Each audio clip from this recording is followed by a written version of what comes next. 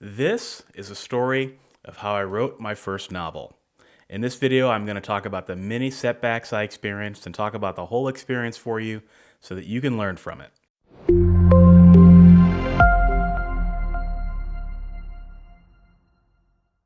What's up, guys? Michael Aron with Author Level Up here, helping you write world-class stories better and faster. And I create these writing videos because I believe that each of you has an inner Stephen King, and you just need help unlocking it. So if you're new here, consider subscribing and click that little bell, ding, ding, ding, to get notifications every single time I have a new writing video.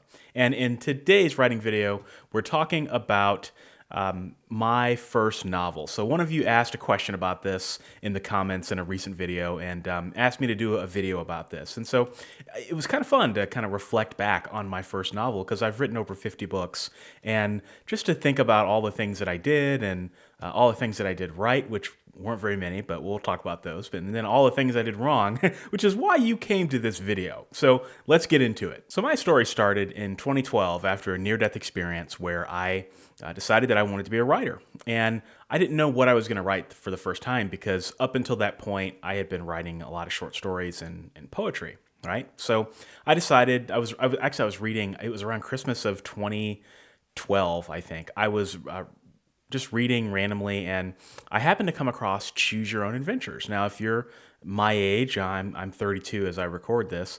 If you're my age, you probably grew up with Choose Your Own Adventures, right? So they were these fun books where you could pick what happened, and if you want the character to go into the cave, turn to page 2. If you want them to go into the river, turn to page 10. And I absolutely loved those books as a kid.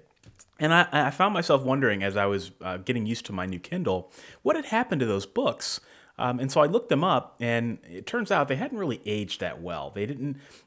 They were still available. They were still in print, thank goodness. But the transition onto Kindle that I guess the publisher had made just didn't look. They just didn't look really good. They didn't read really well. And so I thought, I'm older now, and I still like these. I love the nostalgia of these books, but where are the Choose Your Own Adventures for adults?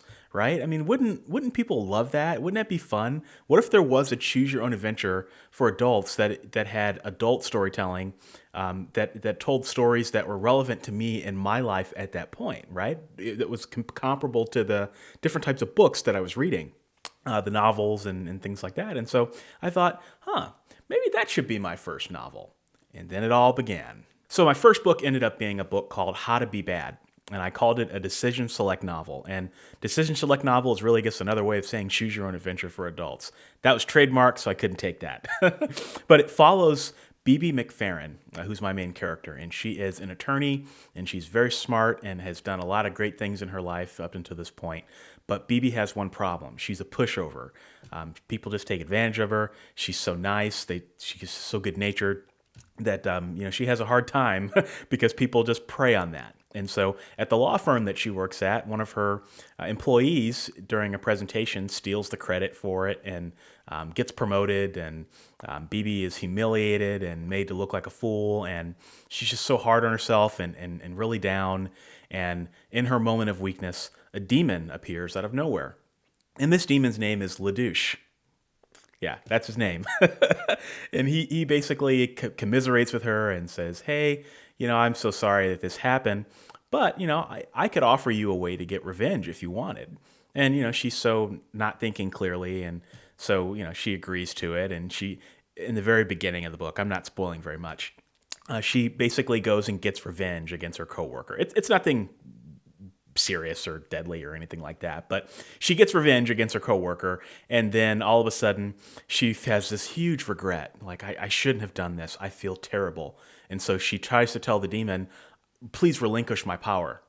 And the demon says, no, you can't do that, sorry, you signed a contract that you weren't aware of. Fancy that an attorney, right? The contract, it's an inside joke. Anyway, she realized, it turns out that she now has the ability to commit any crime, any moral, ethical train wreck. She can do it, and she won't get caught. But the catch is that the demon has now coerced her into stealing the souls of 3 people. And she has to steal those souls of 3 innocent people in order to not lose her own soul to this demon. And so the story basically follows BB through this emotional train wreck as she has to learn how to be bad, right? And so that's why I called it How to Be Bad. I launched the book my first month, and I'll never forget this as long as I live. And this is a story I tell all the time. I made $5.79, and I sold 3 books. One of those books are from my mom. One of those books is from me because I bought it so I could get a sales rank on Amazon. And then another book was from a close friend who wanted to support me. $5.79. There were many books or many months in 2014 where this book did not sell a single copy. And I made $0. So let's dissect some of the mistakes that I made on this book, because there's a soft spot in my heart for this book. I absolutely love it. I don't regret writing it for the world, but there were some tactical errors that I made that I think you all could learn from, because they were textbook, first author mistakes, right? So the first mistake that I made was that I believed that there was a market for this, right? That there was a market for choose your own adventures for adults. I think Ryan North had just had a huge successful book. Look him up. There was all kinds of news articles about it. And there were several other authors that were dipping their toes into this space. And I thought, a choose your own adventure for grownups with grown-up storytelling that would look something, like the books that we read today, which means throwing out the second person, writing more compelling stories in the first or third person, having a character that was fully developed, right, who develops with your choices. I thought that was going to be a huge thing, right? But the problem with it was that it wasn't a bad idea. It was a good gut intuition, but I didn't have any data to base it on. And so without doing a whole lot of research, I jumped into this huge undertaking without having any data behind it. Mistake number 2 was that I focused on being too different. Now, you guys know on this channel, I talk all the time about following your passion, being yourself, doubling down on who you are and why that's so important. But in this case, I think it led me astray because I was so focused on being different. So I threw out the second person POV, which is a mainstay of this genre, right? Because I felt that it was stopping the genre from elevating to the next level.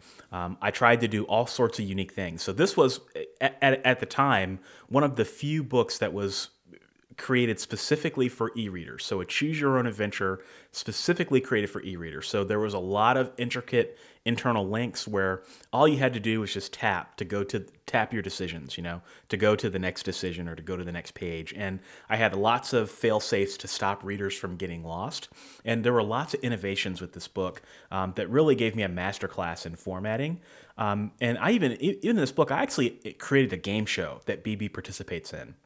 And it's a real game show, like with contestants, with prizes, and the decisions that BB makes affect the decisions of the other contestants. It's almost like you're playing a game against an AI. Like, it was really, really cool and really elaborate. I was a little ahead of my time. That's still not something that's happening. So the lesson here is that I focused so much on being unique and innovating that I missed what other people in my genre were doing. All right, mistake number 3 is the mistake that I look back on and just like, this was stupid. It was definitely the biggest mistake of this entire book, and one that in hindsight, I just wish I hadn't done. So I talked about how choose your own adventure is a trademark, right? And how I created my own brand of called Decision Select Novels. And I decided that this book was going to be hot. It was going to be the next big thing. It was going to blow up. Very realistic expectations, right? I decided that I would get a trademark myself for this Decision Select brand. And so what I did was I hired a trademark attorney. I went through the process, through all the paperwork, got a crash course education on trademark law, and I actually had a trademark filed and approved with the United States government for this so that I could protect my intellectual property. Very, very expensive and very, very stupid. Let me tell you why this was very stupid. So, because of the trademark law, my trademark was only valid in the United States. You guys know that when you upload a book to Amazon, your book goes all over the world, right? So my trademark was only valid in the United States. So theoretically, legally, that meant that I technically could only put my trademark on the United States version of the book. which meant that when I uploaded the book, I uploaded one book that was United States that had all the trademark protections and things on it, and then I had to upload an international version that didn't have any of the trademarks on it, so that I could protect myself, right? Yeah, that it was just silly. Like, it was just a logistical nightmare. Like, corporations have entire divisions dedicated to trademarks and protecting trademarks and filing trademarks and intellectual property in other countries, that it was just absolutely stupid. I spent a lot of money on something that I ended up just pulling. Like, I don't have the trademark anymore. Yeah, like I said, don't be stupid and do that. Now, there is a time and a place for a trademark if you're more successful, if you do have a successful series and all that. But the last thing I would tell an author to do is to create a trademark just because you want to protect your property, even if it's not selling. Yeah, just don't do that. Mistake number 4 was a fundamental one that I just completely overlooked in the very beginning of the story, and that is, what is the story? Is it urban fantasy? Is it fantasy? Is it a choose your own adventure? Like, what kind of genre is it? I just completely missed the boat on this, and it made it very difficult to market, which leads me to mistake number 5, which is the cover. I'll throw up the cover here. You know, not the greatest cover. I mean, it's an interesting design, but it definitely didn't help me with the genre, right? So, yeah, it didn't quite work. So a few years ago, I decided to rebrand the series. So I decided to make it more urban fantasy, because at its heart, that's really what the genre of the book is. And so I decided to rebrand it and rename it to Magic Souls. So if you hear me reference Magic Souls, I'm really just talking about my first book, which was originally How to Be Bad. So yeah, I tried to rebrand it, tried to fix some of the genre issues, tried to fix some of the marketability issues. Didn't really work that well, but you know, you got to do what you got to do. And the last mistake that I want to talk about is just marketing.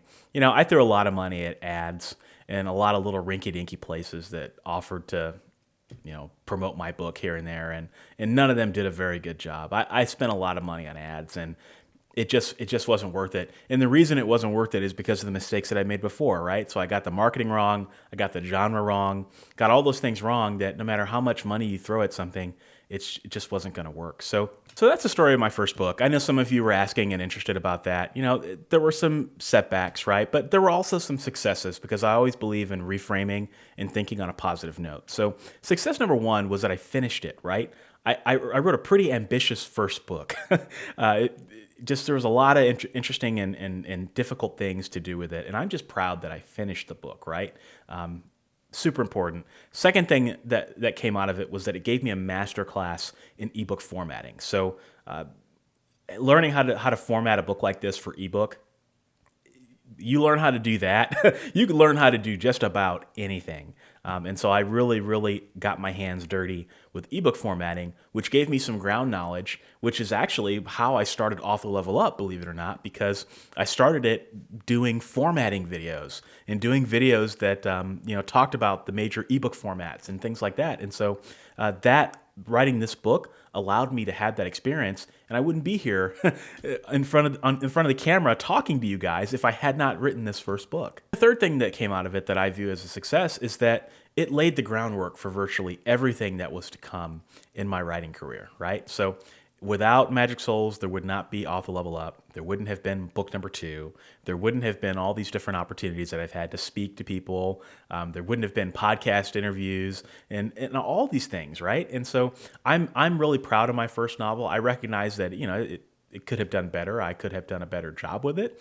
But the fact that I followed up on my commitment after I had my near-death experience and I finished, that was just so motivating to me that it really created the wind under my sails to help me be where I am today. So if you're writing your first novel, just know it's not going to be perfect.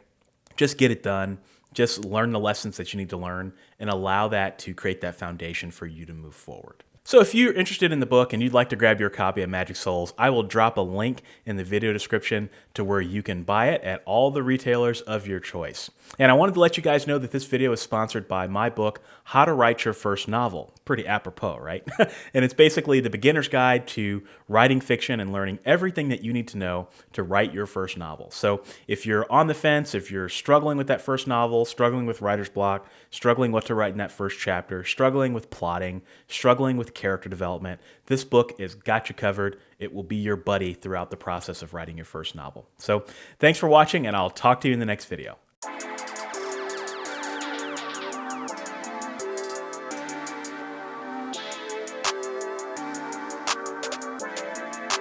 Perfect.